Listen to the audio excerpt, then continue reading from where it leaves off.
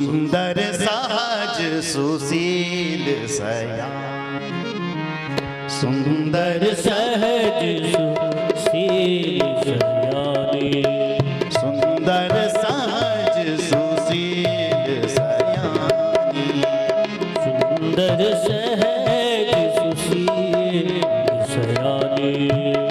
नाम उमा अंबिका भवानी, नाम उमा अंबिका भवानी, नाम उमा अंबिका भवानी, नाम उमा अंबिका भवानी।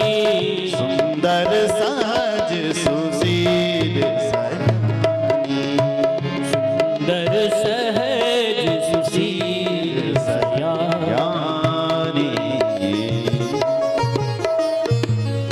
देखो हिमाचल जी, तुम्हारी बेटी जो है ना बड़ी सुंदर है और सुंदर के साथ साथ सहज भी है, मतलब बुद्धिमान भी, सुशील है, और इसका नाम हम उमा रख रहे हैं। सब लक्षण संपन्न कुमारी, हो हहि संतत पति प्यारी। इससे जो विवाह करेगा ना, इसका जो पति होगा ना, वो इससे बहुत प्रेम करने वाला होगा। सदा अचल अहि कर अहि बात, सदा चल और एहते जस पे पितुमान। तुम ना अपनी बेटी के नाम से जाने जाओगे। भाग्यशाली होते हैं वो माता पिता जो बेटे के नाम से जाने जाते हैं, है ना? अरे वो हमारा बेटा है, हमारा भाग्यशाली। जिस घर में सुपुत्र पैदा हो जाए, उस घर के तो 21 पीढ़ी के पितर स्वर्ग में चले जाते हैं, जितने भी नरक में पड़े हुए पितर हैं। और जिस कुल में कुपुत्र पैदा हो जाते हैं, उस कुल के तो सारे जितने भी स्वर्ग में गए हुए पितर होंगे वो भी नरक में गिरते हैं। इसलिए सौभाग्यवती है वो माता जिसका बेटा भगवान का भक्त है, उस मां की कोख पवित्र है, धन्य है जिसकी मां की कोख से भगवत भक्त पुत्र पैदा होता है। पुत्रवती युवती जग सोही, रघुपति भगति जासु सुत होई। वो मां पुत्रवती हो जाती है जिस मां का बेटा रघुपति का भक्त होता है। पुत्रवती युवती जग सोई, रघुपति भगत जास सुत हुई, जिसका बेटा रघुपति का भक्त है, राम का भक्त है, वो मां धन्य है। और जिसका बेटा खाने पीने वाला है, ऐसे बेटे ने तो केवल अपनी मां का सौंदर्य बिगाड़ने के लिए ही जन्म लिया है।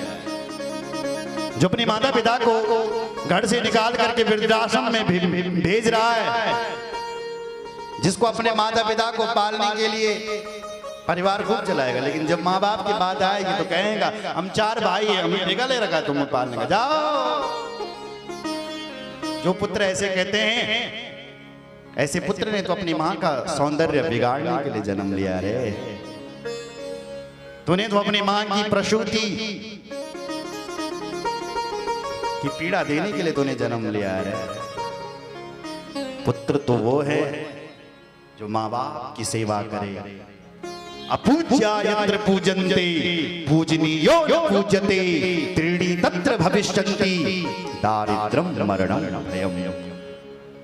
जहां पर पूजों की पूजा नहीं होती है, वहां पर दरिद्रता का वास होता है। जिस घर में सास ससुर की सेवा नहीं हो रही है, जिस घर में माता पिता का सम्मान नहीं हो रहा है, उस घर में बल दरिद्रता का वास हो जाता है। उस घर में भय की देवी का वास हो जाता है। उस घर में मौत की देवी का वास हो जाता है। पुत्रवती युवती जग सोही। पुत्रवती युवती जग सोई। पुत्रवती युवती जग सोही।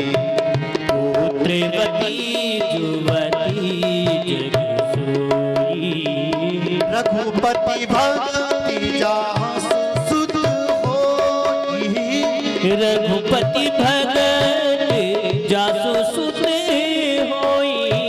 रघुपति भक्ति जासु सुत होई। रघुपति भगत जासु सुत होई। पुत्रवती युवती जग सोही। पुत्रवती युवती जग सोई। वो माँ पुत्रवती है, इसका बेटा रघुनाथ का भक्त है। बोलो जय श्री राम। कहा कि तुम्हारी बेटी ऐसी होगी जो तुम्हारे नाम को चौदिशों फैलाएगी और इतिहास तुम्हारी बेटी के नाम से तुम्हें जाने। ऐसी तुम्हारी बेटी होगी। हो ही पूज्य सकल जग माही। यही सेवत कछु दुर्लभ नाही।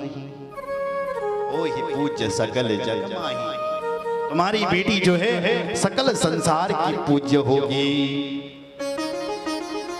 यही कर नाम सुमिर संसारा। इतना ही नहीं, तुम्हारी जो बेटी है सारा संसार इसका नाम लेगा, क्योंकि तुम्हारी बेटी कोई साधारण नहीं है। तुम्हारी बेटी ही साक्षात जगदम्बा। ये तो अच्छे गुण हैं महाराज हिमाचल जी। और थोड़ा दो चार जरा अवगुण भी है इसके हाथ, थोड़ा रेखा गलत पड़ी हुई है। अरे हिमाचल जी ने कहा कैसी? देखो ब्राह्मण जब तुम्हारे घर में आते हैं और तुम्हारी जब जन्म पत्री को देखते हैं तो सबसे पहले कहते हैं कि चलो बृहस्पति की दशा है, सरकारी नौकरी लगेगा पक्का।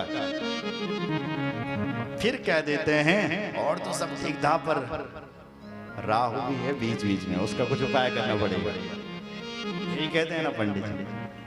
यही तो नारद जी कह रहे हैं, नारद पद्धति से गुणों को गिना रहे हैं। तुम्हारी बेटी महान है और कह रहे हैं महान के साथ साथ दो चार अवगुण है। सुन ही जे अवगुण दुई चारी। दो चार अवगुण है। बोले अवगुण क्या है? बोले इसका जो पति होगा ना वो ठीक नहीं होगा थोड़ा। जो कैसा पति मिलेगा? तो नारद जी कहते हैं अगुण अमान मातो बिदोहीना। अगुण अमान मातो बिदोहीना। अगुण अमान मातो बिदोहीना। अगुण अमान मातो बिदोहीना। उदासीन सब संशय छीनो। उदासीन सब संशय छीना। उदासीन सब संशय छीनो। उदासीन सब संशय छीना। अगुण अमान मातो बिदोहीना। अगुण अमान मातो बिदोहीना।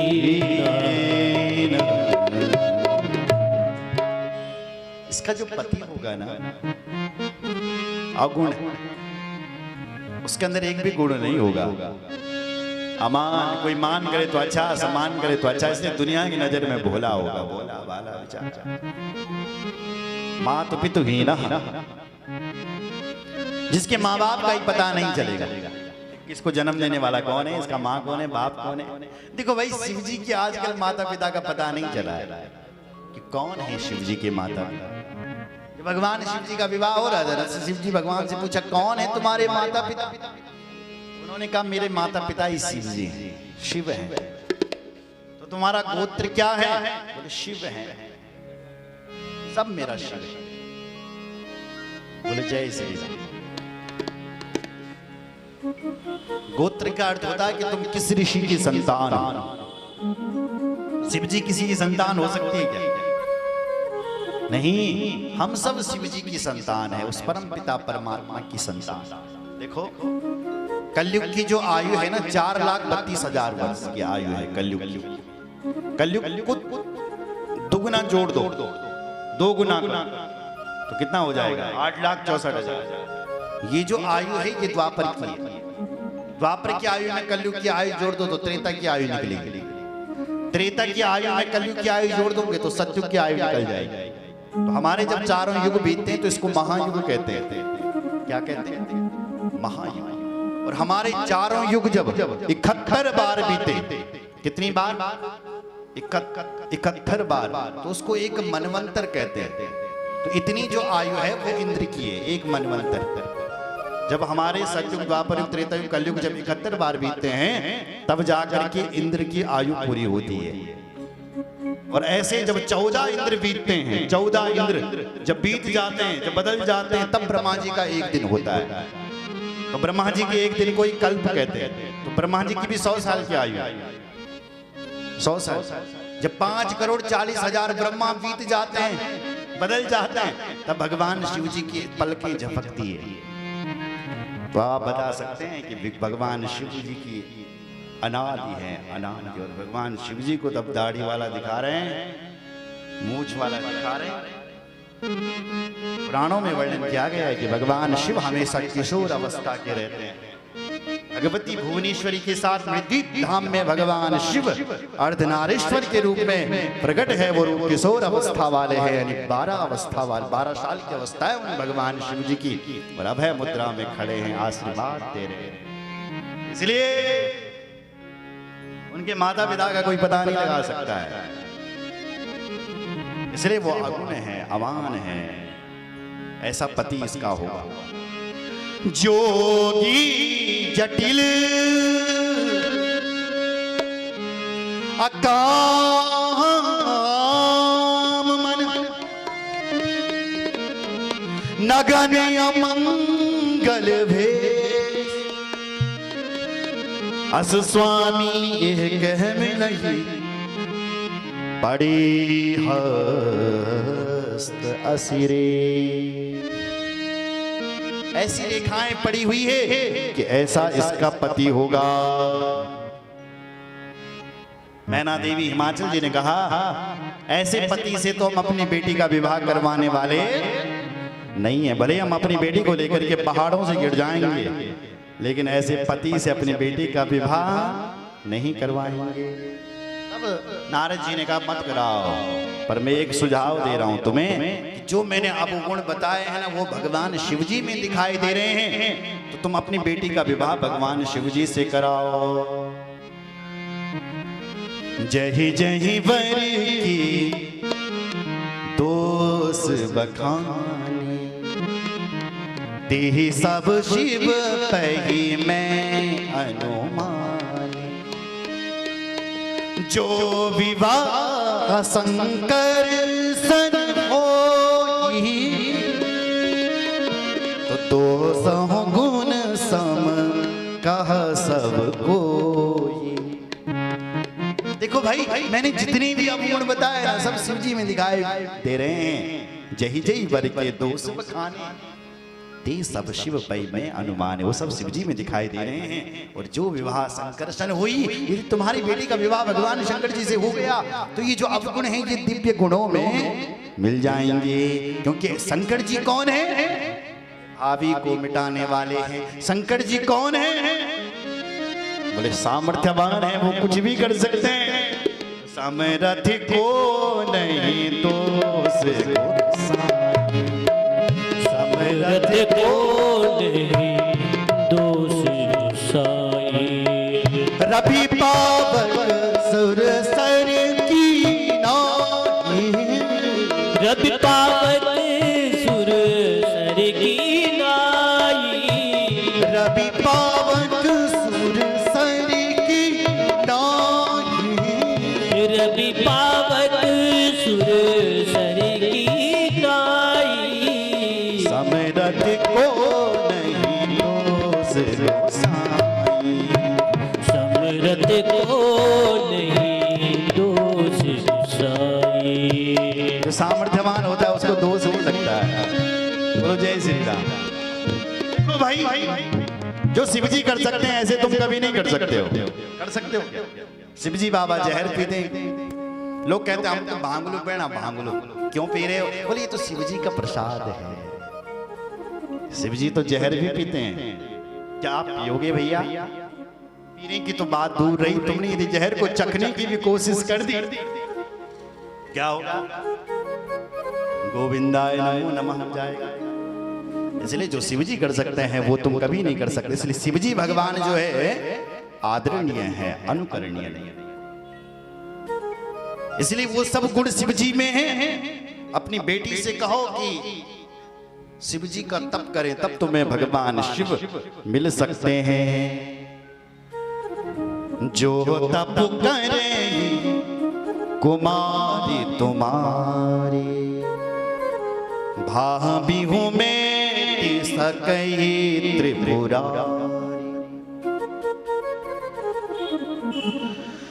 यद्यपि वर अनेक जग माही, यह कहाँ शिव तजी तू सरनाही।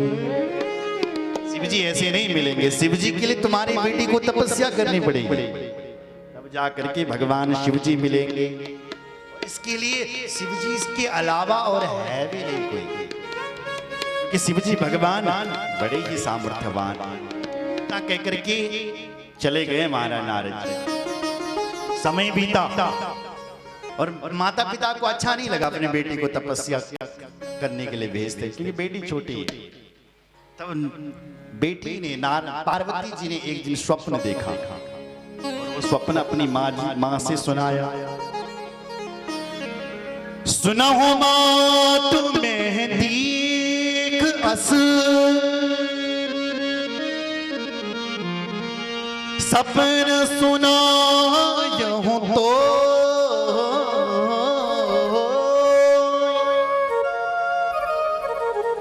सुंदर गौर सुविप्रवर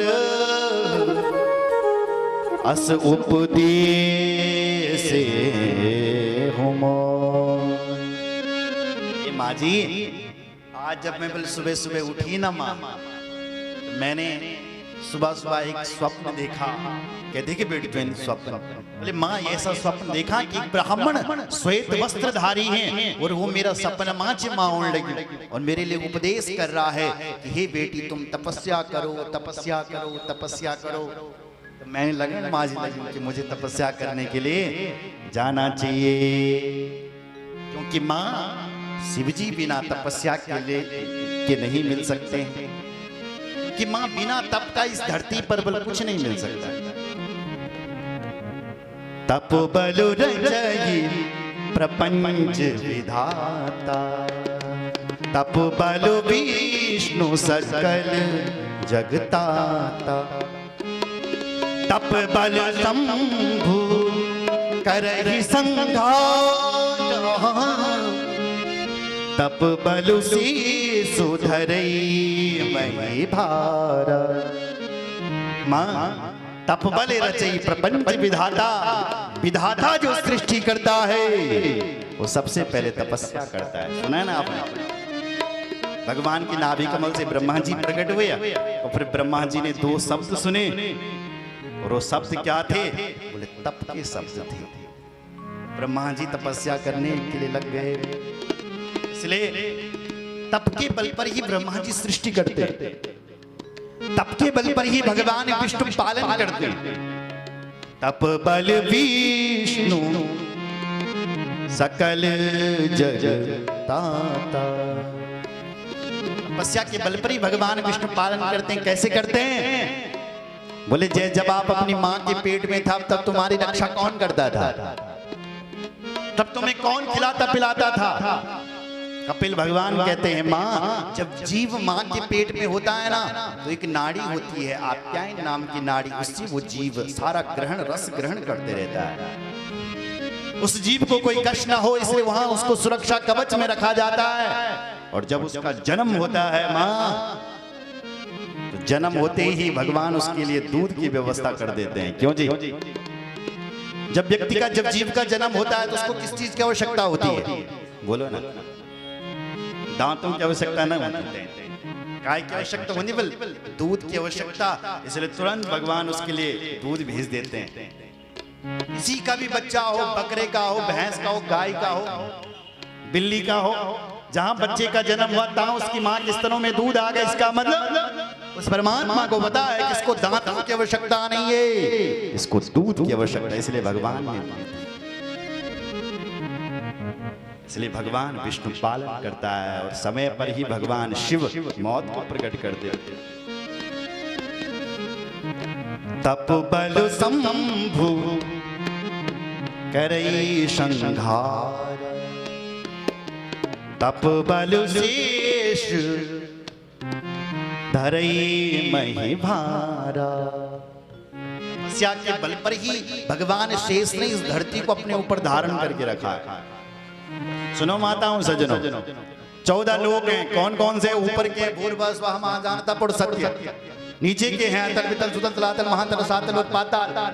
पाताल लोक से 30,000 योजन दूर पर भगवान अनंत रहते हैं। कौन रहते हैं? 1 योजन 12 किलोमीटर का होता है, 30,000 योजन।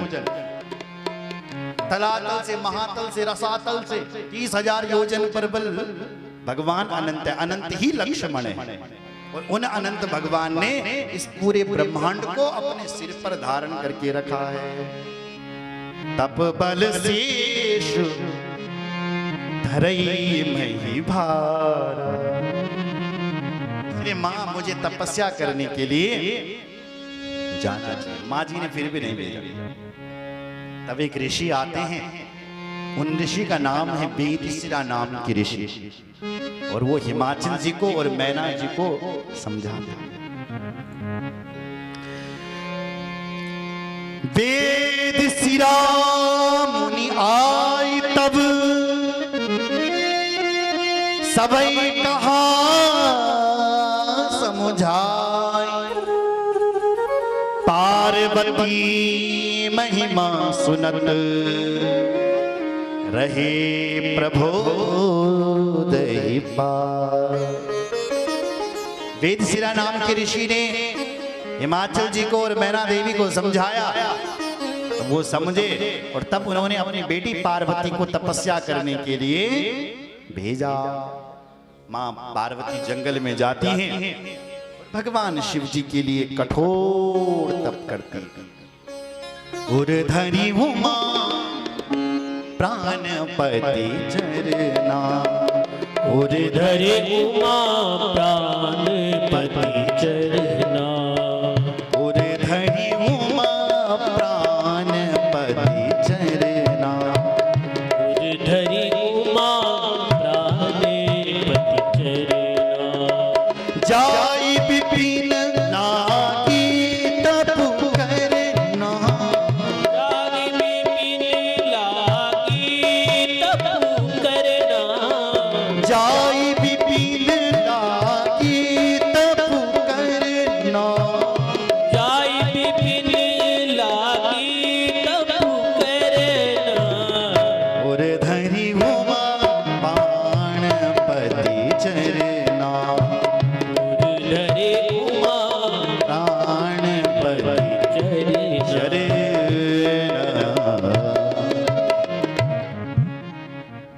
पति के चरणों का ध्यान कर रही हैं, शिव जी का ध्यान कर रही है। आइए जरा हम भी शिव जी भगवान का ध्यान करेंगे और उसके बाद जरा आगे सुनेंगे आगे क्या हुआ है ना। बोलो शंकर भगवान की जय, रामचंद्र भगवान की जय, पहाड़ी महादेव की जय, शंकर भगवान की जय, जगदम्बा मैया की जय, पार्वती मैया की जय।